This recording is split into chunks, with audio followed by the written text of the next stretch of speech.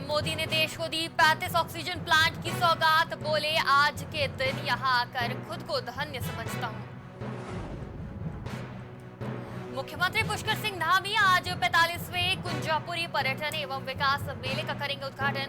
कृषि मंत्री सुबोध उनियाल और कई विधायक रहेंगे मौजूद। श्रीनगर में स्कूल पर आतंकी हमला, आतंकवादियों ने 2 शिक्षकों की गोली मारकर की हत्या। राजनीति में आज पीएम मोदी के 20 साल पूरे। अमित शाह बोले, असंभव को संभव करके पीएम मोदी ने दिखाया। लखीमपुर हिंसा पर सुप्रीम कोर्ट ने यूपी सरकार से मांगी स्टेटस रिपोर्ट। कल भी होगी मामले की सुनवाई।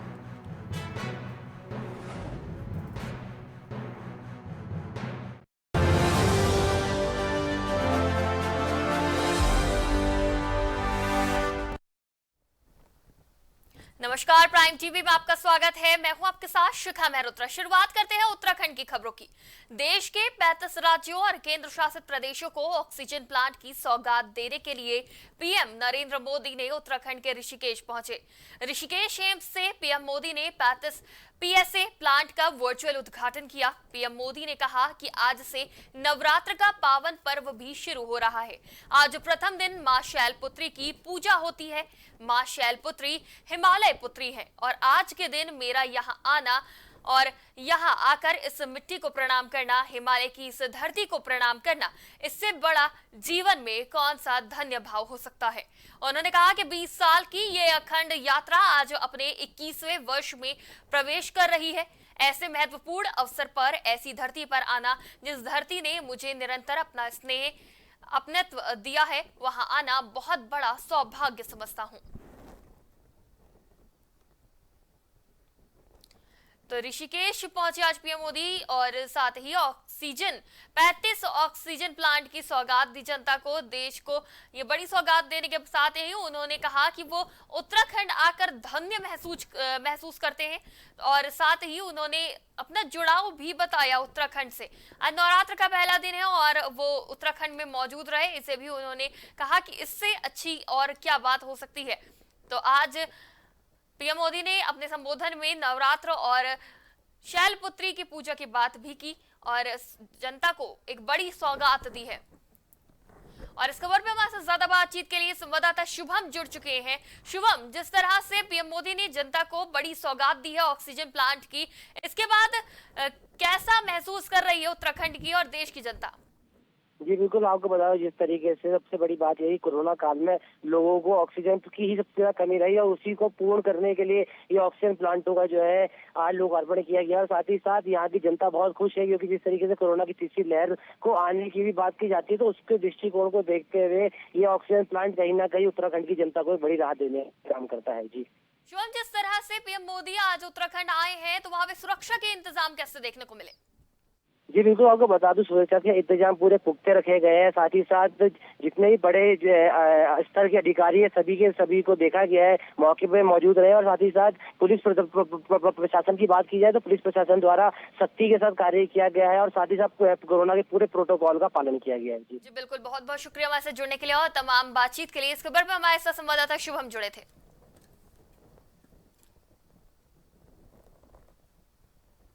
मुख्यमंत्री पुष्कर सिंह धामी आज 45वें कुंजापुरी पर्यटन एवं विकास मेले का उद्घाटन करेंगे। इस दौरान क्षेत्रीय विधायक और प्रदेश के कृषि मंत्री सुबोध उनियाल सहित कई दिग्गज नेता भी कार्यक्रम में शामिल होंगे। आपको बता दें कि सुप्रसिद्ध सिद्ध पीठ कुंजापुरी पर्यटन एवं विकास मेला हर वर्ष दशहरे में लगता है, लेकिन कोविड-19 के कारण पिछले साल इस आयोजन पर रोक लगाई गई थी। पालिका अध्यक्ष ने कहा कि उद्घाटन के मौके पर विभिन्न तरह की झांकियों का कार्यक्रम सबसे आकर्षक होता है। उन्होंने क्षेत्र और क्षेत्र के बाहर के लोगों से मेले में आने की अपील भी की है।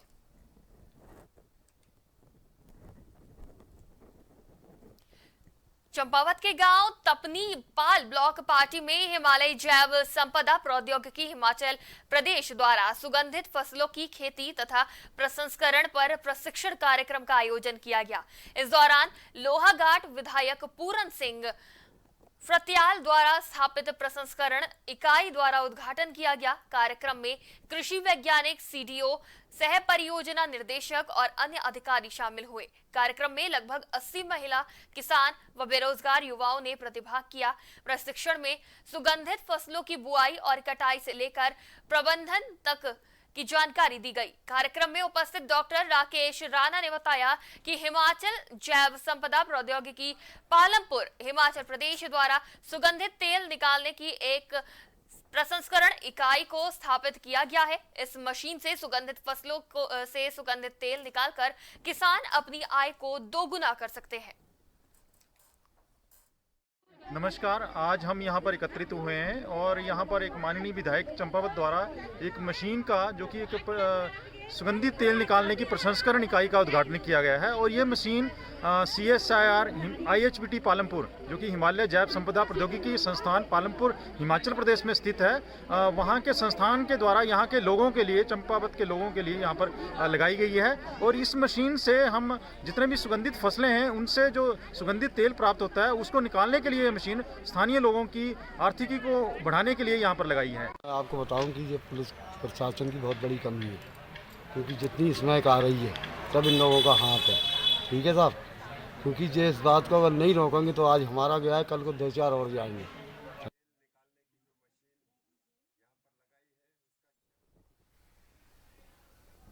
लक्सर उप जिलाधिकारी वैभव गुप्ता ने कोतवाली का औचक निरीक्षण किया। निरीक्षण के दौरान उन्होंने दस्तावेजों का रखरखाव, कोतवाली परिसर में साफ सफाई, पुलिसकर्मियों के कामकाज करने की कार्यशैली का जायजा लिया। इसके अलावा कोतवाली में पहुंचे फरियादियों के साथ पुलिसकर्मियों के व्यवहार को लेकर निर्देश दिए गए। उप जिलाधिकारी वैभव गुप्ता ने कोतवाली में खड़े वाहनों के रखरखाव, बंदी गृह, मालगुजारी खाना की स्थिति का भी निरीक्षण किया। उप जिलाधिकारी वैभव गुप्ता ने बताया कि आज कोतवाली लक्सर का निरीक्षण किया गया है। निरीक्षण के दौरान कोतवाली में बंदी गृह, मालगुजारी खाने में कैदियों की पाई गई, जिसमें मरम्मत करने की आवश्यकता है।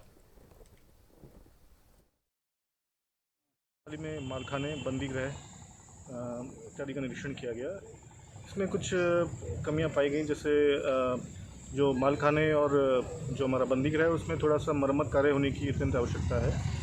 इसके अलावा कुछ जो विवाद है, वो कुछ केस हैं उसमें विवेचना काफ़ी लंबे समय से चल रही है, तो उसमें ये निर्देश दिए गए कि उसको तत्काल उसमें विवेचना की कार्रवाई को त्वरित रूप से निस्तारित करें। इसके अलावा कुछ मालों का निस्तारण में भी तेज़ी लाने की आवश्यकता है। और उसमें कुछ जैसे यहाँ पर क्षेत्र में काफ़ी ओवरलोडेड गाड़ियाँ चल रही हैं, तो MV एक्ट के तहत अभियान चलाकर उनके विरुद्ध कार्रवाई करने के लिए भी निर्देश दिए गए हैं। साथ ही इसमें जैसे यहाँ पर काफ़ी जो किराए पर रहते हैं लोग या संबंधित विभागों के अंदर जो कार्मिक मजदूर हैं उनका भी सत्यापन करने के अभियान चलाकर। इस खबर पर हमारे साथ ज्यादा बातचीत के लिए लक्सर से संवाददाता राकेश जुड़ चुके हैं। राकेश, जिस तरह से SDM ने कोतवाली का निरीक्षण किया है, क्या कहेंगे इस पे, क्या कुछ जानकारी मिली?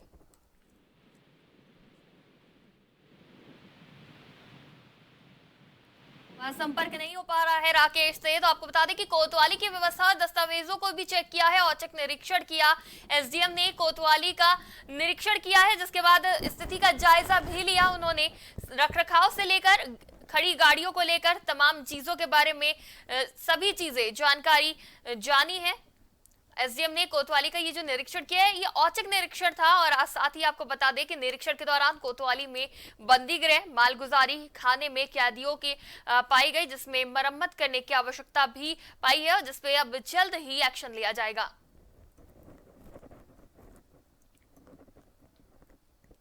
तो लक्सर से ये खबर सामने आ रही है, जहां पे औचक निरीक्षण की खबर है। आपको बता दें कि पुलिस की कार्यशैली से लेकर तमाम चीजों पर निरीक्षण किया गया। लक्सर उप जिलाधिकारी वैभव गुप्ता ने कोतवाली का औचक निरीक्षण किया है। निरीक्षण के दौरान उन्होंने दस्तावेजों का रखरखाव, कोतवाली परिसर में साफ सफाई, पुलिस कर्मियों के कामकाज कार्यशैली का भी जायजा लिया है। और कोतवाली में पहुंचे फरियादियों के साथ भी पुलिस कर्मियों के व्यवहार को लेकर निर्देश दिए गए हैं। आपको बता दें कि जनता की ज्यादा से ज्यादा सुनवाई की बात कही जाती है। और इस खबर पर हमारे साथ एक बार फिर संवाददाता लक्सर से राकेश जुड़ चुके हैं। राकेश, जिस तरह से फरियादियों की बात सुनने की बात कही गई है, सामने आई है और निर्देश दिए गए हैं, तो इससे फरियादियों को कितना लाभ मिलेगा? कि लखतर में लखतर उप जिलाधिकारी वैभव गुप्ता ने थाने कोतवाली का जो अचानक निरीक्षण किया, जिसमें काफी खामियां पाई गई। जो बंदी गृह है उसमें प्लास्टर टूटा हुआ पाया गया, पंखा खराब पाया गया, पीने की पानी की कोई व्यवस्था नहीं मिल पाई और जो दस्तावेज हैं उन्हें भी जो है सही तरीके से नहीं रखा गया था, उनका रखरखाव भी सही नहीं था। इस सब को लेकर जो है लखतर उप जिलाधिकारी वैभव गुप्ता ने लखतर पुलिस को जो है खासे निर्देश दिए हैं। उन्हें जो है सख्ती से निर्देश दिया गया है कि तत्काल सारी सुविधा व्यवस्थाएं जो हैं उन्हें दुरुस्त किया जाए। जी राकेश, और क्या कुछ निर्देश दिए गए हैं एसडीएम के द्वारा? ये एसडीएम ने कहा है कि जो दस्तावेज हैं उन्हें तत्काल जो है साफ सफाई कर दोबारा रखा जाए और जो बंदी गृह है उसके प्लास्टर को तत्काल जो है कराकर उसकी मरम्मत कराई जाए। पीने के पानी की जो व्यवस्था है, जो वाटर कूलर खराब पड़ा है उसे भी तत्काल सही कराया जाए और इसके अलावा जो चालान हुए वाहन खड़े हैं उनकी भी हालत काफी खस्ता है, उन्हें भी जो है सही तरीके से खड़ा करने की जो है निर्देश लखतर उप जिलाधिकारी वैभव गुप्ता द्वारा दिए गए हैं। जी शुक्रिया हमारे साथ जुड़ने के लिए और तमाम जानकारी के लिए। इस खबर पे हमारे साथ लक्सर से संवाददाता राकेश जुड़े थे। बहादुराबाद थाना क्षेत्र में किराना दुकानदार से बदमाशों ने असलहे के दम पर हजारों की नकदी लूटकर फरार हो गए। घटना की जानकारी मिलते ही पुलिस ने क्षेत्र में कॉम्बिंग अभियान चलाकर बदमाशों की तलाश शुरू कर दी है। आपको बता दें कि अतमलपुर बोगला बाईपास के पास ब्रह्मपाल सिंह चौहान अपने बेटे अभिषेक चौहान के साथ दुकान पर बैठे थे, तभी दो लोग दुकान में घुस गए और तमंचा दिखाकर सारी नकदी लूट ले गए। इस दौरान बदमाशों के साथ हाथापाई भी हुई, जिसमें बदमाश के सिर में चोट लगने से घायल भी हुआ। सूचना मिलते ही गांव के सैकड़ों लोग घटनास्थल पर एकत्रित हो गए और पुलिस ने भी आसपास लगे सीसीटीवी कैमरा की फुटेज निकालकर जांच शुरू कर दी है।